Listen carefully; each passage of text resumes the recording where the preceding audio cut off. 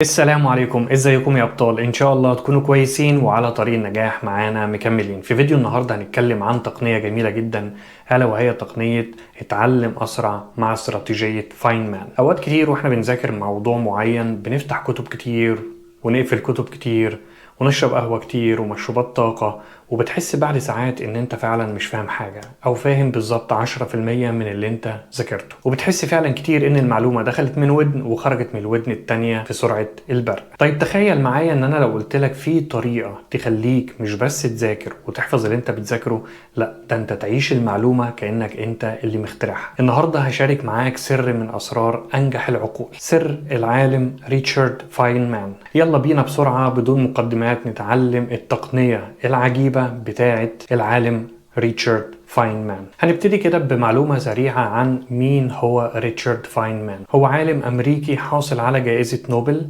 ولكن الأهم من ده إنه كان بيقدر يشرح أصعب الأفكار بطريقة بسيطة كأنك بتسمع حكاية بسيطة، وكان مؤمن إن أنت لو مش قادر تشرح اللي أنت فهمته بطريقة بسيطة يبقى أنت ما فهمتش حاجة. ومن هنا جت تقنية فاينمان، طريقة مش بس عشان تحفظ ولكن عشان تفهم اللي انت بتقراه كمان. طب ايه هي تقنية فاينمان بالتفصيل؟ التقنية دي بتتكون من 4 خطوات، وكل خطوة فيها سر بسيط. الخطوة الأولى إنك تختار الموضوع اللي عايز تتعلمه، ممكن تبقى فكرة علمية، ممكن تبقى مهارة بسيطة، أو حتى كتاب بتقراه. من البداية كده خلي الهدف واضح، إن انت مش بس بتقرا الكتاب او بتقرا الموضوع، لا ده انت عايز تفهمه كمان. الخطوة التانية ان انت بعد ما تقرا قطعة من الكتاب ده حاول تشرحها باسلوب بسيط كأنك بتشرحها لطفل. وهنا السر، ان انت لما بتشرح حاجة لطفل لازم تبسطها على قدر الامكان. يعني مثلا بدل ما تقول ان التمثيل الضوئي هو عملية تحويل الطاقة الضوئية لطاقة كيميائية،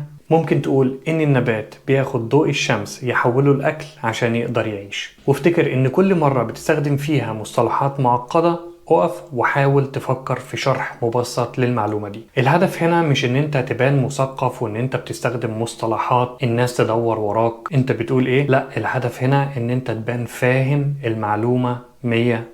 الخطوة الثالثة هي تشوف فين بتقف وبتحاول تدور على المصطلحات وتعرف ان هي دي فعلا الفجوة او نقطة ضعفك في فهمك للموضوع. وهنا يا بطل لازم ترجع تفتح المصدر وتقراه تاني وتحاول مرة تاني ان انت تشرحه بطريقة بسيطة كأنك بتكلم طفل.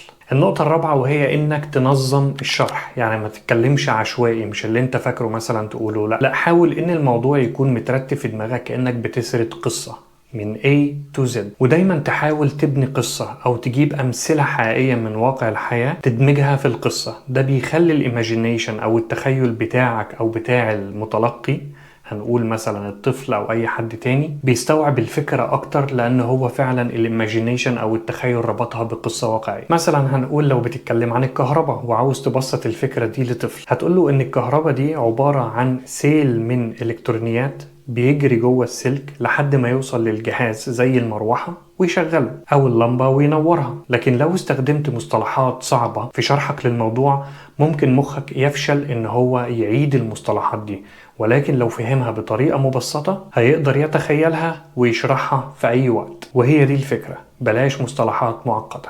حاول دايما استخدم التقنية دي لما تكون بتذاكر حاجة أو بتقرأ عن موضوع، حاول تبسطه على قد ما تقدر وكأنك بتكلم طفل. وبرضو اخطر حاجة في التقنية دي عدم الكسل. يعني لو انت فعلا وقفت قدام فجوة مش قادر تفتكر المصطلح اللي انت قريته، مش قادر تشرحه بطريقة بسيطة، ما تستسلمش.